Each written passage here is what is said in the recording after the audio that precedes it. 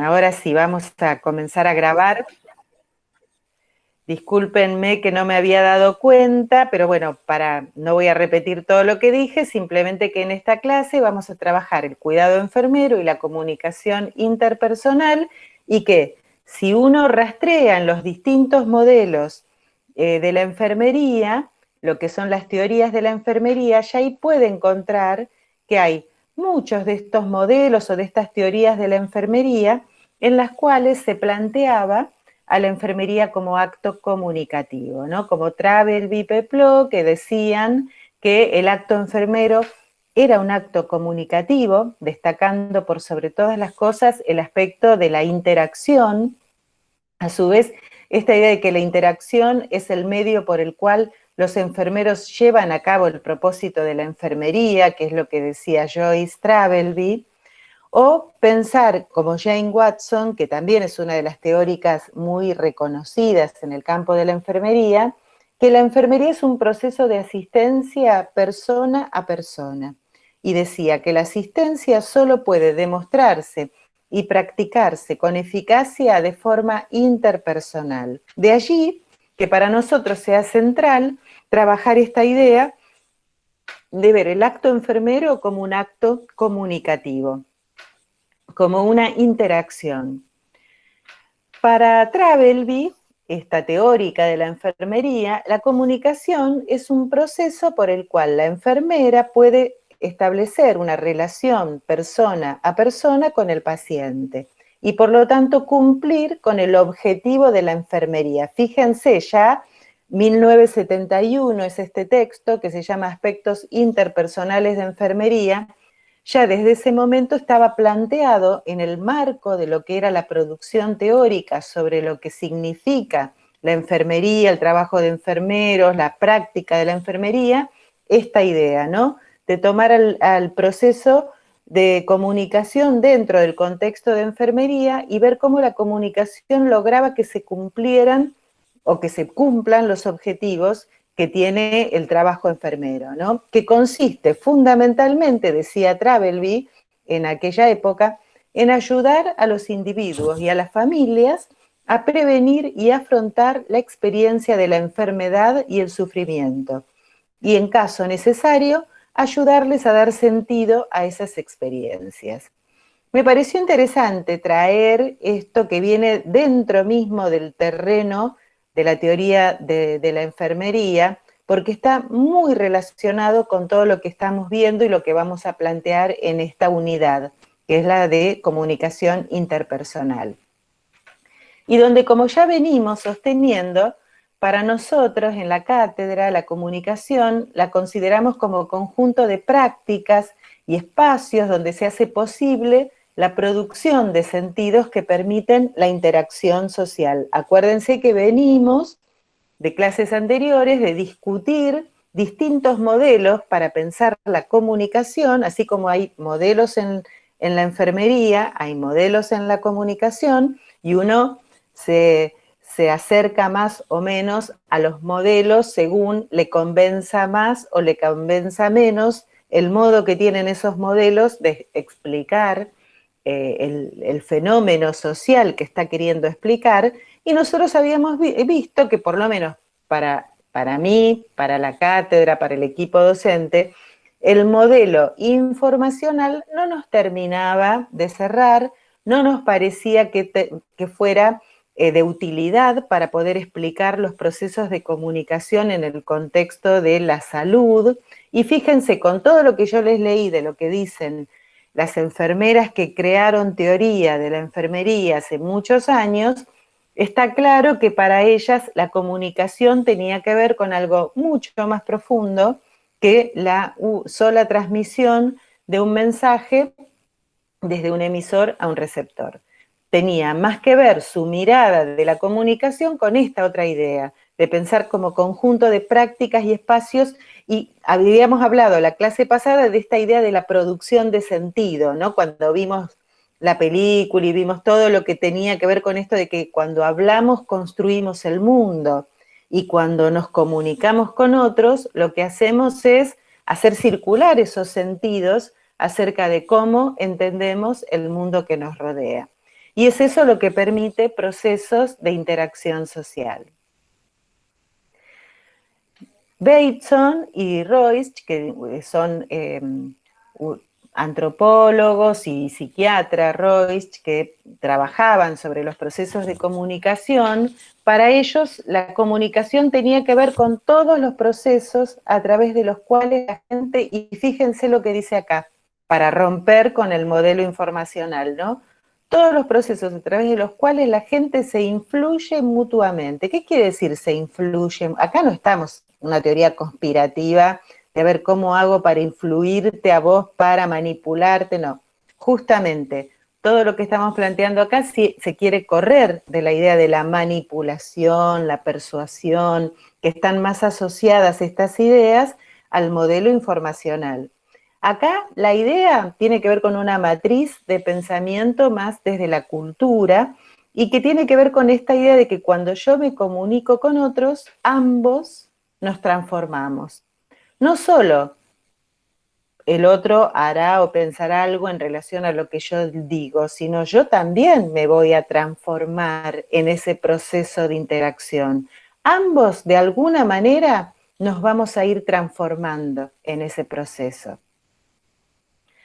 Y entonces, digamos, otra mirada, que es la mirada que le proponemos desde la cátedra, es esto de estudiar el acto comunicativo como un proceso de interacción humana por fuera de esos modelos que tienden a mirar la comunicación desde una perspectiva más lineal o de una perspectiva en la cual lo único que se está mirando es cómo la información se traslada de un punto a otro, e incluso modelos en los cuales se está mirando cómo hacer para que el otro haga lo que yo le digo, que es esta idea de la influencia, de cómo persuadir al otro y cómo yo logro que el otro haga tal cosa o tal otra, y acá estamos complejizando esa idea, estamos viendo que no es tan así la cuestión.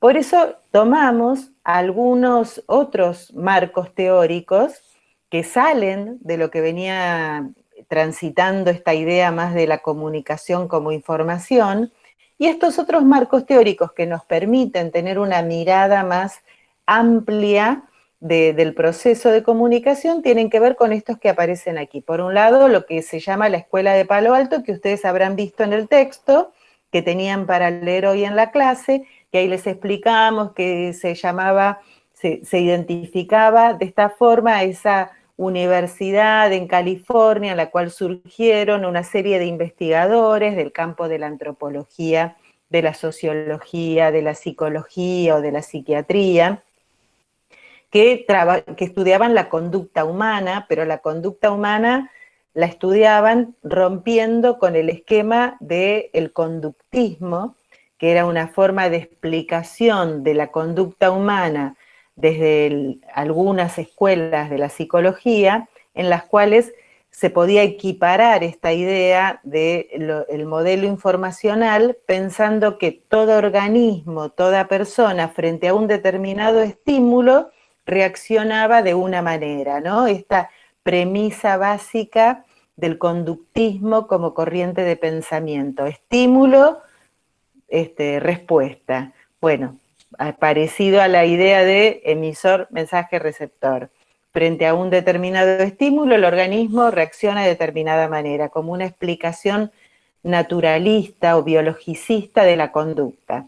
Estos teóricos, estos investigadores, dicen, bueno, no, hay que analizar las conductas humanas desde otro lugar y asimilan la idea de conducta con comunicación. Y van a decir que en toda conducta hay comunicación, ¿no? Un punto importante es esta Escuela de Palo Alto, y también vamos a poner en juego y en relación algunos aspectos de lo que podemos llamar la teoría del discurso. Sobre todo en el texto mencionamos a Piaget, que es un analista, era un analista del discurso francés, que nos interesaba mirar esta cosa de las formaciones imaginarias, como vieron en el texto, de cómo en todo proceso de comunicación se juega esta imagen que yo tengo del otro y el otro tiene de mí misma, y cómo en ese juego de imágenes también se construye el proceso de comunicación, y otras corrientes que no vamos a profundizar acá, pero se las menciono porque son interesantes para indagar y para mirar un poco lo que han dicho en torno a estos temas, tienen que ver con esta corriente del interaccionismo simbólico, cuyos representantes o personajes más conocidos son George Smith, Dewey, Blammer. Bueno, no vamos a meternos allí. Sí, vamos a mirar un poco más en profundidad lo que estos teóricos de la Escuela de Palo Alto, que sobre todo trabaja en los años 50 y 60 en estas temáticas, vamos a ver qué es lo que ellos proponen desde una mirada más sistémica, más desde el sistema y no una mirada mecanicista, ¿no? Cuando yo puedo poner mirada sistémica a mirada mecanicista, porque si yo miro el sistema, lo que miro es lo propio de un sistema, es que no, lo que vale o lo que yo puedo configurar como importante en un sistema son las relaciones entre las partes, y que no existen las partes por separado, sino que lo que yo miro son relaciones. En un sistema observo relaciones, mientras que una mirada mecanicista como la del modelo informacional, lo que miro son partes, emisor, mensaje, receptor en sí mismos. Acá se observa más qué pasa cuando se ponen en relación las personas que interactúan. Sobre todo ellos van a trabajar mucho con lo que es la salud mental. Vieron que les dije que hay muchos psicólogos, psiquiatras, además de sociólogos y antropólogos. Y, por ejemplo, trabajan qué pasa con las personas cuando están en un contexto de encierro. Hay un libro de Goffman que se llama Internados, por ejemplo. O cómo se dan las relaciones. Hay otro libro de Goffman que se llama La presentación de la persona en la vida cotidiana. Bueno, ¿qué pasa cuando uno entra en interacción con otros? ¿Qué cuestiones empiezan a jugar ahí y que se ponen en marcha en todo proceso de interacción humana? Lo que van a tener en común estos investigadores justamente va a ser la crítica que le van a hacer a ese modelo que ya vimos clases anteriores, que era el modelo de Shannon y Weaver, que tenía que ver con la teoría matemática de la información y que llamábamos, ellos lo van a llamar el modelo telegráfico de la comunicación, como esta mirada de que a una señal hay un signo. Marco un código unívoco, como decíamos la otra vez, un código unívoco en el cual un signo equivale a un sentido, cuando en realidad lo que nosotros estamos viendo es que un signo es polisémico, tiene muchas significaciones, como lo vimos con el video de Malcolm X, con todo lo que venimos trabajando desde el inicio de la cursada. A su vez, estos investigadores van a buscar un modelo de las ciencias humanas para entender la comunicación y no un modelo de la ingeniería como Shannon y Weaver, ¿sí? Y este modelo, ellos lo oponen a ese modelo telegráfico de Shannon y Weaver y hablan de un modelo orquestal de la comunicación, como si fuera una orquesta en la cual cada instrumento, si bien ejecuta su partitura, esa partitura de cada instrumento no tiene sentido si no se amalgama con el resto de los instrumentos. Solo hay una armonía, una melodía, una música, una canción, cuando todos los instrumentos que están en juego se amalgaman y establecen relaciones entre ellos. Bueno, de ese mismo modo, ellos van a pensar la interacción en términos de la comunicación humana, la comunicación interpersonal. Las fuentes que van a utilizar van a tener que ver con la teoría de sistemas, que es esta idea que ya provenía de otros campos. Habrán escuchado quizás hablar de Bomberta Lanfi como uno de los que empieza a hablar de la teoría de sistemas. ¿Y con qué tiene que ver esto? Con comprender la realidad a partir de sus múltiples interrelaciones, como una totalidad compleja. Acá un elemento que a mí me interesa que ustedes capten y que tengan como un eje central es esta idea de complejidad. Los fenómenos son complejos, ¿no? Cuando hablamos de la multicausalidad, estamos hablando de complejidad. Cuando hablaban de la sobredeterminación, de que los fenómenos de salud no se explican por una única causa, bueno, lo mismo, tráiganlo a lo que estamos discutiendo acá. Esta idea de pensar que todo proceso y en la relación de enfermería, en todos los ámbitos, están conformados los actos de la enfermería, la profesión de enfermería, por múltiples interrelaciones. Y esta idea también que de la cibernética, del concepto de retroalimentación, pero no como respuesta solamente, porque a veces se malinterpreta el feedback solo como una respuesta, sino esta idea de circularidad del sistema, del ida y vuelta permanente, que alguien en el campus, en el foro, hizo esta pregunta, no me acuerdo quién ahora, sobre la doble vía, ¿no? El ida y vuelta permanente. Un proceso de comunicación no se puede identificar como un mensaje que transmite un emisor a un receptor, sino que hay un ida y vuelta permanente. Cuando yo estoy emitiendo, ya estoy recibiendo. Cuando estoy recibiendo, ya estoy emitiendo. En todo momento. Es un sistema circular.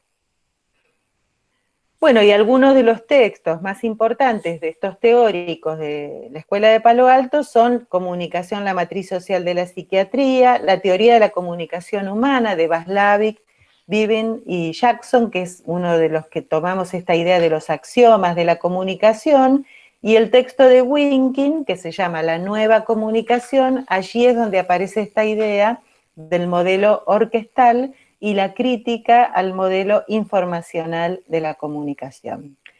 Si ustedes quieren hacerme una pregunta o hay algo que no entiendan, me avisan, por favor, porque yo estoy viendo solo mi presentación de PowerPoint, así que, como les dije, no veo si me están escribiendo en el chat. Prefiero que no escriban en el chat, sino que se habiliten el micrófono y me digan que quieren hacer una pregunta. Además, para evitar que en el chat pase otra historia. Vieron que a veces pasa eso, uno está hablando, dando una clase, y ustedes se ponen a dialogar entre ustedes en el chat, y es como si fueran dos clases distintas.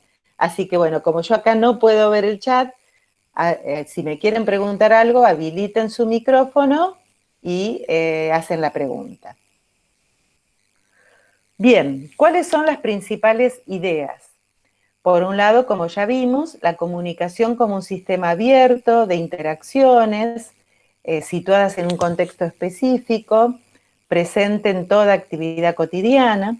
La retroalimentación como este juego de implicaciones mutuas, ¿no? Esta circularidad de la que hablábamos recién. Y una idea muy fuerte también es la que viene sobre todo a través de Goffman, que toda interacción obedece a reglas.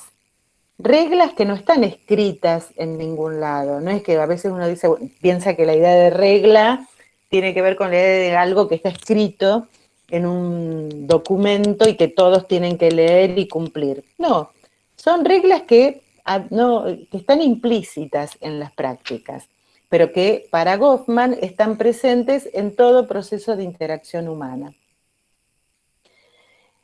Nosotros trabajamos a partir de esta clase y la semana próxima, la próxima clase, esta idea de los axiomas de la comunicación. La palabra axioma es un poco asusta y uno piensa que se trata de algo raro. En realidad tiene que ver con afirmaciones, como son estas afirmaciones o estas cuestiones que tienen que ver con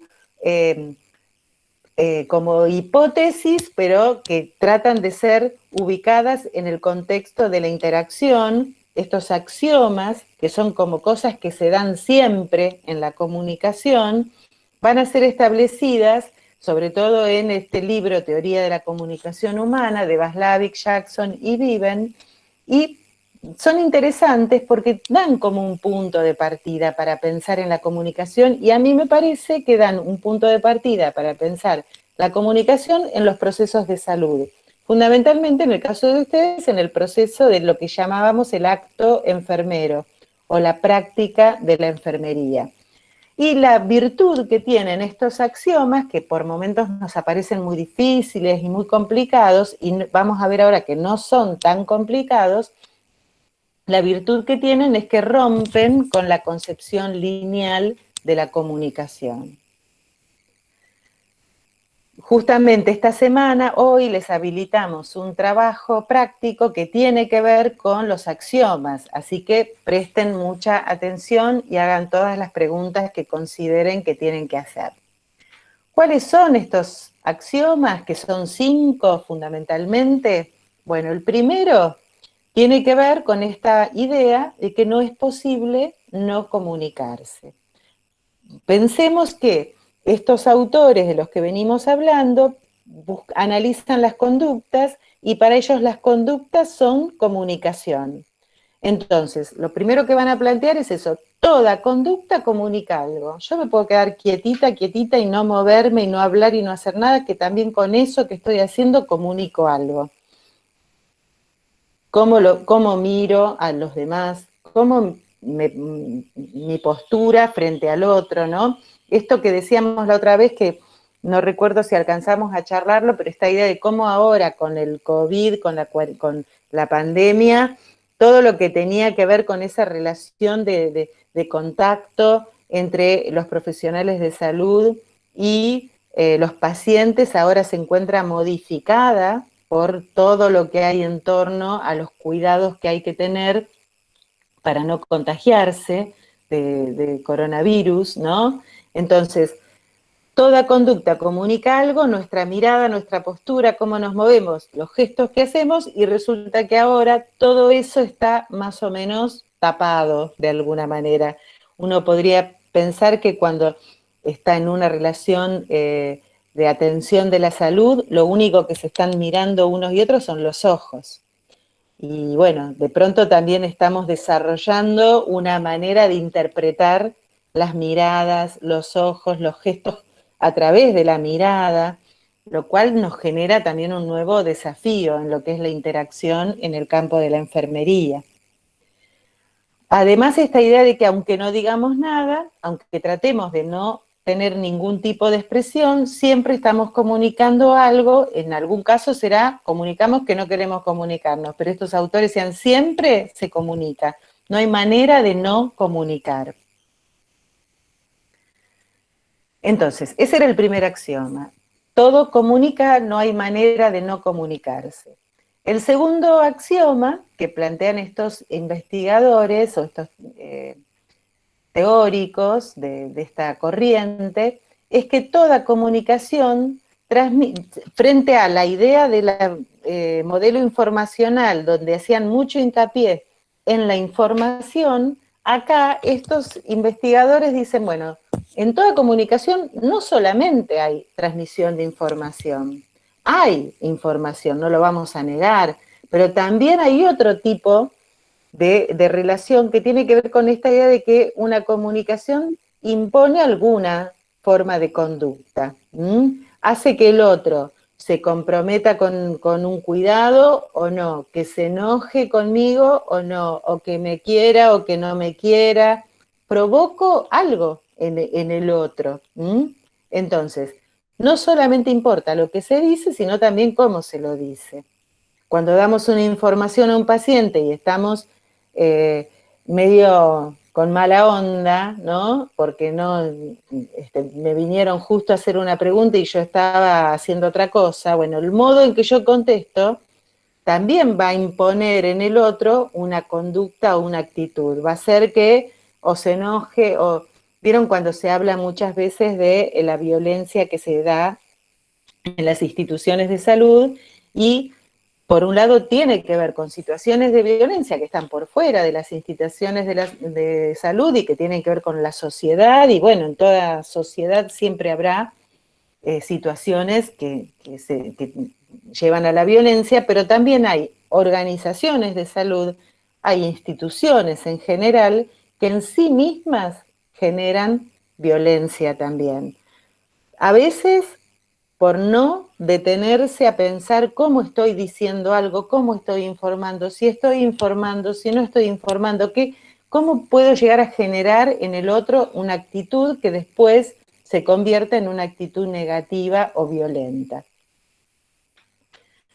Otro de los axiomas, el tercero, tiene que ver con esta idea que suena medio complicada, pero ya van a ver que no lo es, ¿no? El axioma sería como que la naturaleza de una relación depende de la puntuación de las secuencias. Las secuencias son qué pasa en un proceso de interacción y la puntuación tiene que ver con cómo cada uno de los participantes en un proceso de comunicación interpreta qué es lo que está pasando, ¿no? Como dice ahí, las personas dan una estructura distinta al proceso de comunicación e interpretan su propio comportamiento y el comportamiento del otro desde la mirada, desde la perspectiva de cada uno, ¿no?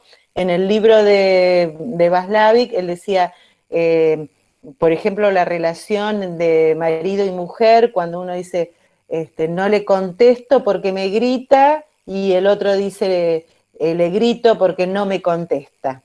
Frente a la misma situación, cada uno la está interpretando de diferente manera, ¿no? Uno podría decir, como en el ejemplo, el paciente que piensa, no sé por qué la enfermera no me tiene simpatía o no me pregunta si necesito algo. Y la enfermera capaz que está pensando, cada vez que me acerco al paciente me rechaza, supongo que si necesita algo me lo va a decir. Bueno, fíjense cómo, frente a una situación que cada uno mira de diferente manera, esto genera también una conducta o una situación que muchas veces puede ser una situación no deseada, si hay tanta disparidad en el modo en que cada uno interpreta el comportamiento del otro.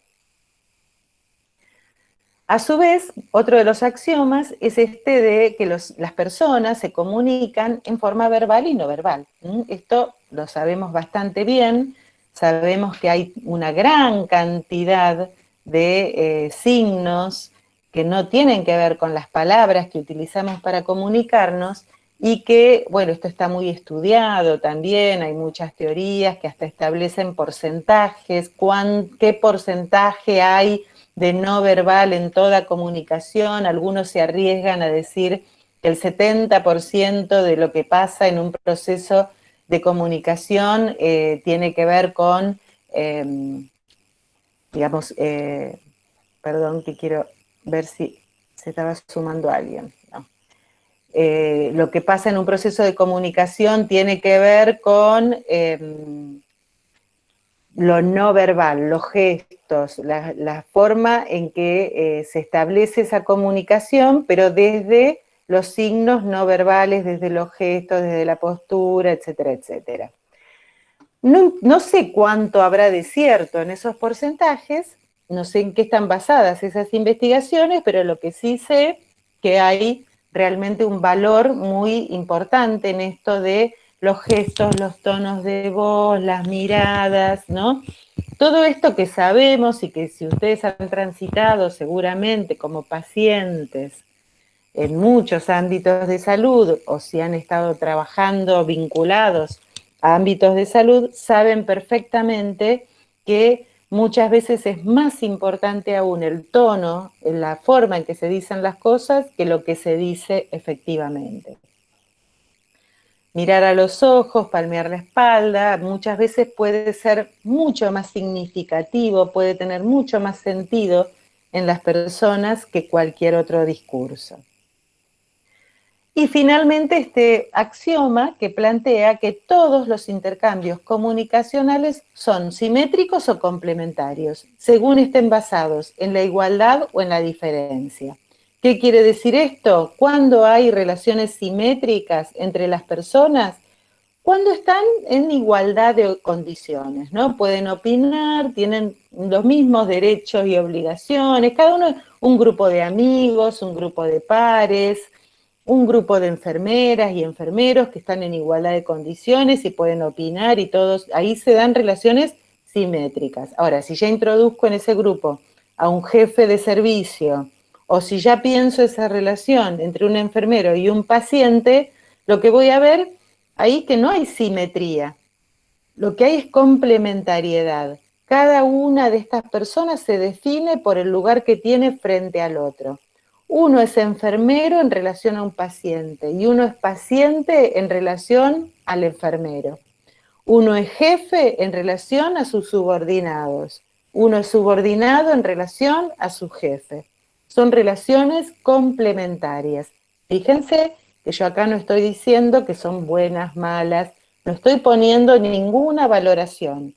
Estoy definiendo cómo son en virtud de qué relaciones se establecen entre los participantes de ese intercambio comunicacional.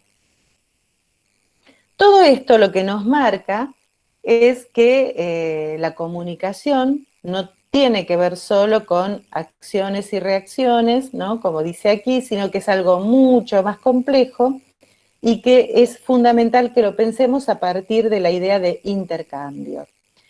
También acá nosotros les proponemos introducir otra mirada, que es esta de mirarla como proceso de discurso, proceso discursivo, ¿no? Donde incluye Michel Pellet, este teórico del análisis del discurso, dice que en toda relación de interacción lo que hay que mirar son las circunstancias en las que se da ese discurso, o vamos a decir nosotros esa relación de comunicación. Hay determinadas circunstancias, ¿no?, que llevan a que se produzca de determinada manera. Y esto también tiene que ver con la idea de que en toda relación de comunicación ocupamos, las personas que participamos de esa relación de comunicación, ocupamos posiciones distintas.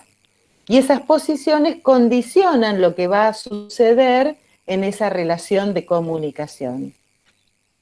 Y es por eso que les mostrábamos en el texto esto que llama Michel Pellet las formaciones imaginarias, y lo que él dice que él en realidad no habla de comunicación interpersonal, sino que habla de producción de discursos. Pero nosotros lo podemos llevar perfectamente al campo de la comunicación interpersonal. Y él dice que en todo proceso de comunicación tenemos, por un lado, dos sujetos que intermitentemente o circularmente, para meterlo en la teoría de Palo Alto, hacen de emisores y receptores. Por eso no habla de emisor y receptor, porque son lugares que se van intercambiando. Pero, por ejemplo, si yo saco una foto de ese proceso de comunicación, en esa foto, en un momento dado, hay alguien que se sitúa como hablante, como la persona que habla, y hay alguien que se sitúa como la persona que escucha. Esto solo en la foto, porque yo después tengo el video, vamos a decir, que es la cuestión circular y de ida y vuelta. Pero en la foto que yo saco, que se da permanentemente en todo proceso de comunicación, lo que puedo ver es que están estas personas interactuando y además hay un tema en torno al cual se interactúa. Supongamos relación enfermera, enfermero, paciente, usuario o como lo quieran llamar, ¿no? Tenemos dos personas en un proceso de interacción y hay un tema del cual se está hablando, que es la salud, el dolor o la vacunación de la persona, o un malestar que siente la persona. Vamos a poner malestar como el tema del cual se está hablando. Entonces, si seguimos esta mirada que hace Pellet, podríamos decir que tenemos una persona que ocupa una posición o un lugar, que es el lugar de enfermera o enfermero, y una persona que ocupa un lugar que es, o una posición que es la de paciente o usuario. Entonces, ya dejo de ser yo, Teresa, la persona, individualidad que me define como persona. Soy Teresa, la enfermera, o Teresa, la paciente. Entonces, lo que entra a jugar en ese proceso es esa posición de paciente, ¿sí? Entonces, lo que juega allí en esa comunicación, por un lado, es qué imagen, por ejemplo, supongamos que ponemos enfermera, paciente. ¿Qué imagen tiene la enfermera del lugar que ocupa? ¿Qué lugar tiene en relación al paciente? Pero no, qué lugar, si soy bárbara, soy divina y la verdad que me la sé. No, no.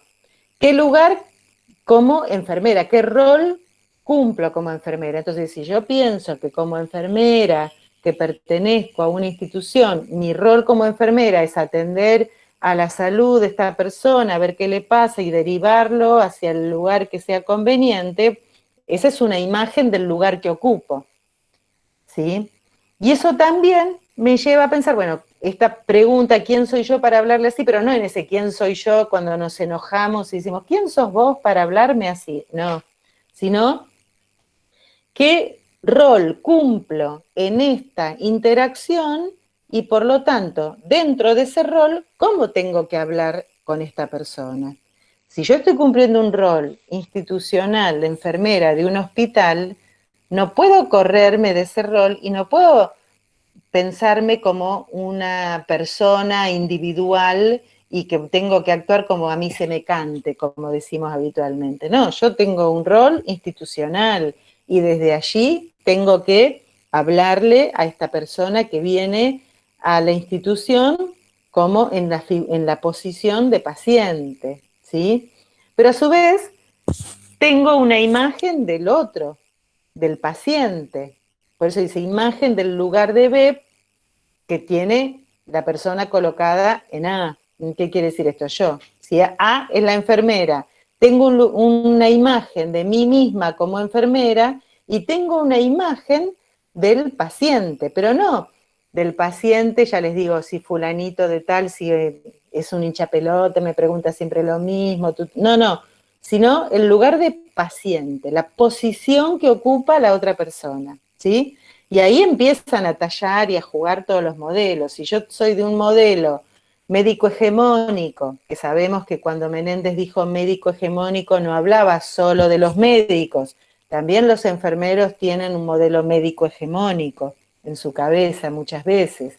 Si yo tengo un modelo médico hegemónico, puedo pensar que yo como enfermera soy la que sabe y el paciente como paciente no sabe nada. Eso sería un rol hegemónico, modelo médico hegemónico. Ahora, si yo tengo un modelo de atención que incorpora el saber del otro, voy a tener otra imagen del otro, ¿se entiende? Pero siempre voy a tener una imagen. Y lo mismo va a suceder con el paciente. Va a tener una imagen de sí mismo como paciente y una imagen del enfermero o de la enfermera como enfermera. Y esto, a su vez, bueno, me vuelvo un poquito para atrás, que falta acá incorporar que a su vez ambos, tanto el que ocupa la posición de enfermera como el que ocupa la posición de paciente, además de tener una imagen del otro y de sí mismo, tienen una imagen del tema del que se está hablando. Si el tema del cual, que es la base de esa interacción, es el malestar que siente la persona que está ubicada como paciente, bueno, cada uno también, un enfermero puede decir, bueno, ese malestar en realidad no es importante, no es significativo, pero para el paciente ese malestar que lo hace sentir muy, muy mal es absolutamente significativo. O sea, puede perfectamente no haber en absoluto coincidencia en esas imágenes. Entonces, esas imágenes que nos formamos de quién es el otro, quién soy yo, qué pasa con el tema del que hablamos, están todo el tiempo ocupando un espacio sin que nos demos cuenta en el proceso de interacción. No, esto no es algo que hacemos mecánicamente. No es que cada vez que yo voy a hacerme atender estoy pensando, bueno, qué imagen. No, sino que esto aparece en el proceso de interacción, aparece solo. ¿Y cómo me doy cuenta cuáles son esas imágenes? Según cómo se dé ese proceso de comunicación.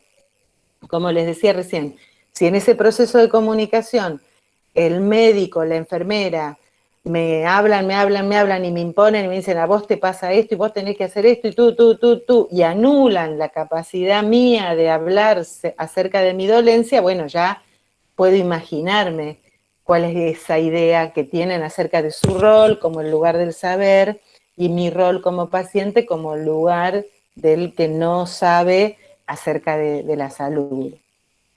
Nos parece siempre que es muy interesante entender ese juego, ¿no?, de las formaciones imaginarias, porque ya les digo, sin que nos demos cuenta, están presentes y condicionan fuertemente todo lo que sucede en ese intercambio, ¿sí? Y hace que nos comportemos de determinada manera, en determinados contextos, muchas veces porque suponemos que las cosas son de una manera. Fíjense que esta idea, supongo que el otro me va a venir a retar, supongo que el médico me va a retar porque como el médico ocupa tal lugar, bueno, empiezo a crear esas ideas y entonces actúo de una manera o de otra porque ya tengo como ese registro de cómo puede llegar a ser ese juego de imágenes entre ambos lugares, ¿no? Bueno, esto. Entonces, como para ir terminando la clase de hoy y abrir al debate y al diálogo. Comprender el acto enfermero es necesario comprenderlo como un proceso de comunicación y esto quiere decir que tanto lo que llamamos el acto enfermero o el trabajo de la enfermería es un proceso complejo, como el proceso de comunicación también es un proceso de muchísima complejidad. Es decir, no tiene una única explicación ni una única mirada posible. La comunicación se basa fundamentalmente en escuchar al otro, en intentar comprenderlo y actuar para que su salud se restablezca. Y bueno, acá yo pongo esta frasecita de un personaje de un libro de Virginia Woolf, Mrs. Dalloway, donde había un personaje muy solitario que no se comunicaba con nadie y que no quería intervenir en ningún tipo de socialización y en un momento, bueno, la escritora dice, la comunicación es salud, la comunicación es felicidad, ¿no? Bueno, fíjense que hasta en el discurso literario está muy fuerte esta idea, me pareció interesante de pensar que la comunicación es salud. Bueno, y acá un chistecito de género, con perspectiva de género, para entender esta idea de de las imágenes de unos sobre otros, ¿no? Lo que dicen ellas, vete al súper, limpia el sofá, friega, está en español de España, seca los platos, mira si hay leche, colga la ropa, quita el polvo, y él, que entiende nada, anda al sofá y mira la tele un rato. Como este juego de imágenes donde cada uno se construye una idea de sí mismo, ¿no? Y esto en la perspectiva de género es muy fuerte, porque hay una mirada, un modelo patriarcal vigente en la sociedad que impone que la mirada sea que la mujer tenga que ser la única que lleve adelante las tareas del hogar, mientras que al hombre se le asigna el lugar del que descansa y la casa no es un lugar de trabajo, como puede ser para la mujer en un modelo patriarcal, sino un lugar de descanso. Así que bien, hasta aquí vamos a dejar de compartir la presentación.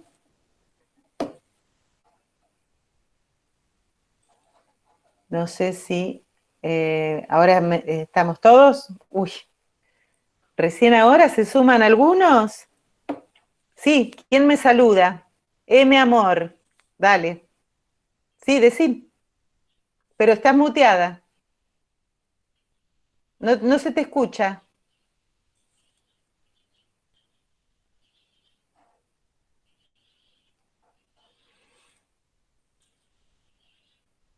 No te escuchamos, ¿eh?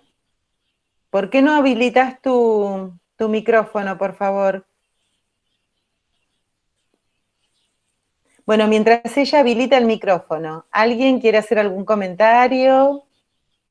¿Se entendió hasta acá lo que fui diciendo? Se habilita yendo abajo, a la barra de abajo, fíjate que te va a aparecer el micrófono, el simbolito del teléfono y el de la cámara. Tenés que cliquear en el micrófono.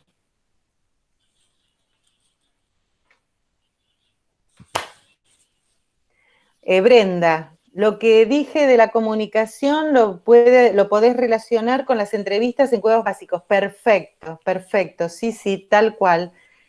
Cuando ustedes hacen las entrevistas, ¿no? Tienen que tener en cuenta esto, esta relación. Tienen que pensar, ¿cómo voy a preguntarle al otro? Porque con la forma en que yo le haga las preguntas, voy a condicionar las respuestas. Capaz que me responde cualquier... Por ejemplo, si yo tengo que preguntarle cómo se sintió un paciente, digo, ¿cómo se sintió hoy? Y no pongo una mirada de despreocupación, que no me importa lo que me va a contestar, seguramente me va a contestar de una manera distinta a que si yo le pregunto de otra forma. ¿Cómo te sentiste? ¿Cómo estás? ¿Qué te duele? La forma de preguntar condiciona la respuesta. ¿Sí? Lo mismo cuando yo hago preguntas que pareciera que yo soy la que quiere imponer las respuestas. ¿No es cierto que hoy te dolió la cabeza? ¿Y el otro qué me va a decir? Y sí, ¿se entiende? Si yo ya en la pregunta le digo lo que me tiene que responder, no sirve de nada eh, que yo intente sacar alguna información útil de esa relación. Y sí, completamente, Brenda, estás completamente en lo cierto. Las entrevistas en cuidados básicos son un ejemplo de cómo tengo que llevar adelante esa interacción, cómo tengo que preguntar, qué palabras utilizar, qué gestos, como dicen acá, el tono de voz, la postura, todo esto es fundamental. Bueno, ahora ustedes no lo pueden vivir salvo que lo practiquen en sus casas con las personas que conviven, pero si yo estoy frente a un desconocido, y capaz que hay una persona que es un desconocido que no, que la cuestión de la distancia corporal, bueno, ahora tenemos muy incorporados los 2 metros por el COVID y por la pandemia, pero antes de la pandemia, pensemos cómo era antes de la pandemia. Capaz que había personas que necesitan acercarse mucho y a uno le parece como ¿qué le pasa que se me acerca tanto? ¿No? Porque cada uno tiene una percepción del espacio corporal distinta. Algunos se sienten, o porque no escucha, puede ser, o porque necesita. ¿Vieron cuando se habla de invadir el espacio personal? Bueno, hay personas que su espacio personal es más extenso que otras. Entonces, desde el modo en que yo me acerco, el modo que le hago las preguntas, las palabras que utilizo, todo eso. Bueno, también si tienen problemas auditivos, obviamente voy a tener que buscar todas las formas posibles para que me entiendan. Perfecto. ¿Qué más? ¿Alguna otra cuestión les surgió o alguna duda? Miren que después, obviamente que siempre podemos, ustedes van a poder volver a escuchar la clase porque va a estar grabada y la voy a subir, pero además vamos a tener otros encuentros, pero miren que van a tener que hacer el trabajo práctico de tomar esas imágenes y hacer el análisis de los axiomas, por eso es importante que hoy en este espacio vayan ustedes planteando las dudas. eh, Igual vamos a tener una clase la semana próxima con la lectura de los textos que incorporamos esta semana. Hoy incorporamos el texto de Václavic, que está explicado en Rizo y en el apunte de la cátedra. Pero yo les sugiero que lean los 3 textos, porque de los 3 textos ustedes van a tomar elementos para poder comprender mejor esta idea de los axiomas. Sí, no sé qué me muestras. Lo que tienen que leer es lo que está en el campus, chicos, ni más ni menos. Si coincide con el texto que tienen impreso, está bien. Yo no veo las fotocopias de acá. Lo que ustedes tienen que leer es lo que está en el campus. Fíjense ustedes si lo que está en el campus coincide con las fotocopias. No es ni más ni menos que lo que está en campus. Todo lo que tienen para leer está allí. No está en ningún otro lado que no sea el campus. ¿Alguna otra pregunta o comentario, ¿no? A ver si ya eh, se pusieron a pensar o a leer otras cosas o tienen alguna pregunta que quieran hacer. Aprovechen este espacio.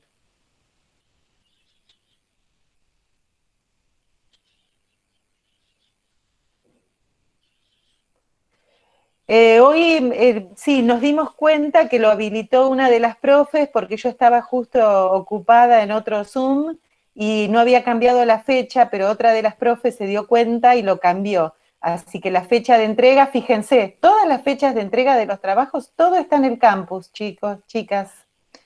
En el campus tienen toda la información. Fíjense que cuando entran a la tarea, les dice la fecha. ¿Se acuerdan que yo se los había mostrado? Si necesitan, podemos volver a mirar el campus para que ustedes vean dónde, pero está visible claramente. Dónde está la fecha de entrega, dónde tienen que subir el trabajo. Si llegaran a tener alguna dificultad, porque siguen, la verdad que me preocuparía un poco si hoy, a 7 de octubre, me dicen que todavía no saben cómo manejarse adentro del campus, porque ya va bastante tiempo de clases. Así que díganlo ahora o callen para siempre, porque el campus es nuestro modo de cursada. No voy a Profe, complicar. sí, profe, soy Nelly. Paren porque está primero Analía y después Nelly. Analía. Sí, quería saber si ya empezó a corregir los trabajos, o sea, el primer trabajo práctico. Los estoy mirando, pero no voy a subir las correcciones hasta que no estén todos entregados. Sí, No, profe, sí, lo que pasa es que yo tuve un problema con el campus y, o sea, no sé qué pasó con otra profesora que no le había llegado mi trabajo, o sea, yo se lo he enviado todo, pero a ella no lo visualizaba, por eso quería saber por si el mío, o sea, lo vio o vio que le llegó. Mira, ahora no lo tengo acá abierto al campus, pero yo siempre lo que hago es fijarme, todos los que me llegaron, los bajo, los abro y los miro. Puede suceder que me manden en un formato que yo no lo pueda abrir. Entonces les digo. No, sí, por eso, porque justo esta profesora tuvo ese problema y se lo tuve que volver a reenviar, porque en realidad no fui solamente yo, fuimos varios de los compañeros de esa cursada, que no, les llegó a algunos, pero otros no. O sea, todos lo habían subido en el correcto tiempo y forma, pero a ella no le saltaban los trabajos. Por eso quería saber, digo, capaz que fue algo justo de ese tiempo, digo, capaz que no le llegó, tenía ese miedo, pero no. Mira, me voy a fijar, después me voy a fijar bien si está en el listado de todos los que vi hasta ahora, pero había poco, la realidad es que no estaban entregando mucho y no estaban respetando muchos los tiempos. Entonces, yo dije, bueno, voy a esperar. O sea, yo se lo entregué el 28, o sea, el 28 de septiembre yo se lo envié. Bueno, bárbaro, me fijo. Después si me dice que no, le puedo mandar todo, sí. Exacto, hacemos eso. Yo lo que te quiero decir, que te quedes tranquila, es que si no llegó o el formato que llegó no lo puedo abrir, yo te voy a avisar, porque es lo que hago con todos. Si tengo una dificultad, yo espero a una fecha límite. Si esa fecha límite no entregaron todos, empiezo. Che, fulanita, fulanito, ¿qué pasa que no entregás? ¿Se entiende?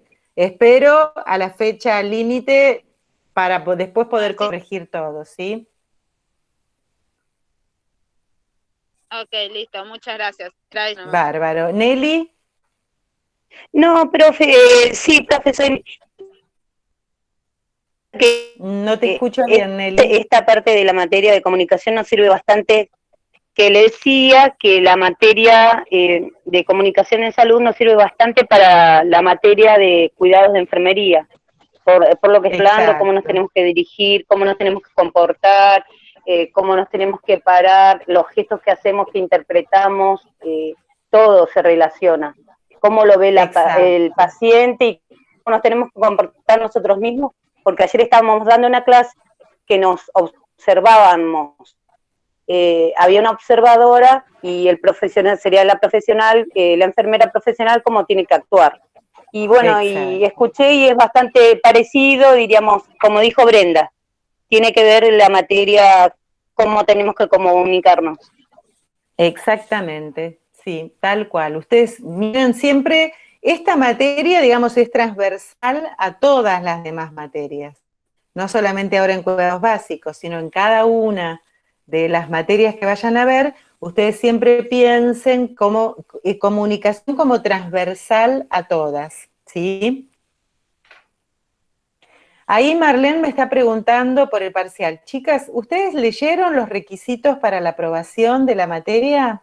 En la clase 1, ¿se acuerdan que yo les había dicho que les subí los requisitos para la aprobación de la materia? Entren al campus, entren a la clase 1 y ahí van a encontrar un documento que se llama Requisitos para la aprobación de la materia y un material que dice Requisitos para la aprobación de la cursada virtual, donde les explicamos cómo son las clases, que todos los días miércoles se cambia de clase, que todas las clases son iguales para todas las comisiones, etcétera.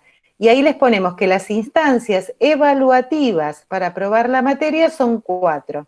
Trabajo práctico 1, que es individual. El que tienen para realizar, que ya lo deberían haber entregado todos, que es el anterior. Ahora, hoy, estamos habilitando el trabajo práctico 2, que es de la unidad del programa. Una tarea grupal que van a tener después con la unidad 3 y otra tarea grupal con la unidad 4. Esas son las 4 instancias de evaluación, ¿sí?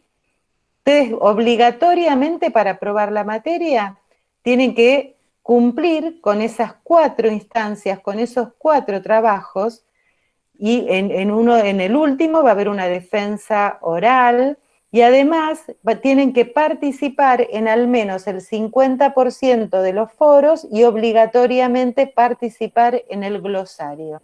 Vuelvan a entrar al campus, vuelvan a entrar a la clase 1, ábranse el documento que se llama Requisitos para la aprobación y léanlo bien, y cualquier duda me consultan. ¿Sí? ¿Otras preguntas sobre el tema del que estuvimos hablando? ¿Se entendió lo de los axiomas? Sí.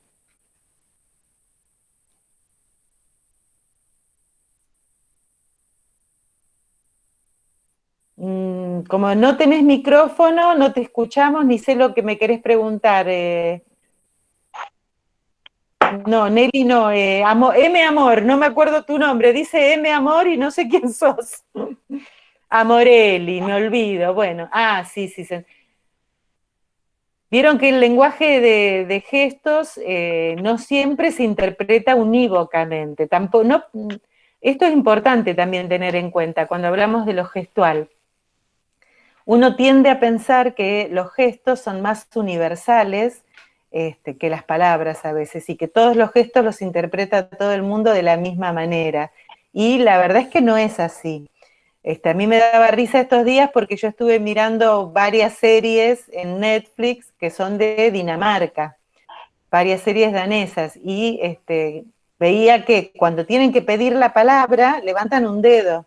Y nosotros hacemos así, nos movemos, entonces yo por ahí los veo a ustedes que se sacuden y que mueven y no sé qué están queriendo decir. Y me daba risa cuando veía que en Dinamarca era así. Están los chicos en la escuela, hay una serie que se llama Rita, que es de la escuela, y están todos con el dedito levantado cuando quieren pedir la palabra. Bueno, fíjense que los gestos no son tampoco universales. Por ahí yo hago este gesto de levantar un dedo, y ustedes no van a entender que yo estoy pidiendo la palabra, porque para nosotros pedir la palabra es levantar la mano. Bueno, también eso es interesante mirar cómo el contexto, la cultura, también determinan que las palabras, los gestos, los movimientos que hagamos puedan ser entendidos de diferente manera. Bueno, ¿alguna otra pregunta? Profe, Sí. tanto idiomas como sonidos también, todo incluye. Totalmente, totalmente. Porque uno dice una palabra, ¿cómo se dice? En Buenos Aires esa palabra no me sale. Y en la provincia dicen de otra manera y nosotros lo interpretamos de otra manera y ellos Sí, sí, seguro, seguro. o de otro país, diríamos, limítrofe, quiero decir. Nosotros en la provincia dicen pillar, a agarrar a alguien, y nosotros, digamos, los porteños o los de Buenos Aires, entendemos como otra cosa, otro significado. Y nos puede meter escritas. Nos puede meter en muchos problemas eso, ¿no? Ahí es donde aparecen los malentendidos en la comunicación. Sí, Nelly. Sería también los signos, los símbolos, esas cosas también. Exacto, sí, sí, totalmente, porque un símbolo sería como un signo más construido desde la cultura, ¿no? Cuando decimos, por ejemplo, la balanza, el símbolo de la justicia. Bueno, es un signo que tiene como una construcción muy fuerte. Ahora, para todas las culturas, la balanza es el símbolo de la justicia, o solo para el mundo occidental y para algunos países del mundo occidental, ¿no? Entonces, también los símbolos están mucho más todavía, a veces sujetos a esa construcción cultural, ¿no? Sí, los símbolos nazis, otras clases de símbolos que hay, el aborto, el color, todas esas cosas. Exactamente. Y con esto de los gestos, estaba pensando que hay un chiste de, bueno, vieron que hace unos días falleció Quino, el creador de Mafalda, y yo antes usaba en las clases presenciales, les daba chistes de Quino para analizar esto de la comunicación, y bueno, no lo tengo justo a mano, pero hay uno que era una persona, un turista que está en un país árabe, por lo que parecía, que entra a un lugar y le dicen algo en árabe, supónganse, y lo escucha en distintos lugares, y él se piensa que eso es un saludo, y entra a un lugar, dice esa palabra, y en realidad era un insulto, era un país árabe que veían a una persona occidental paseando por las calles y que no les gustaba nada y le decían algo feo, y él lo interpretaba como un saludo, y cuando lo quiere usar pensando que es un saludo, lo que estaba diciendo era algo feo. Bueno, nos pasa eso, que tendemos a interpretar según nuestra propia cultura. Nos parece que si nos hacen un gesto de la cabeza así para abajo y una sonrisa, nos están saludando, que nos lo digan en otro idioma, ¿se entiende? Porque tenemos como almacenada en nuestra cabeza como una memoria de cómo interpretar esos signos, porque lo hemos ido construyendo en toda nuestra historia, a partir de nuestra propia cultura. Y bueno, cuando cambiamos ese contexto, cuando estamos en otra cultura, podemos llegar a tener esos problemas de malinterpretar o de interpretar de diferente forma y utilizar de diferente forma a la que acostumbran un signo o un gesto o un símbolo.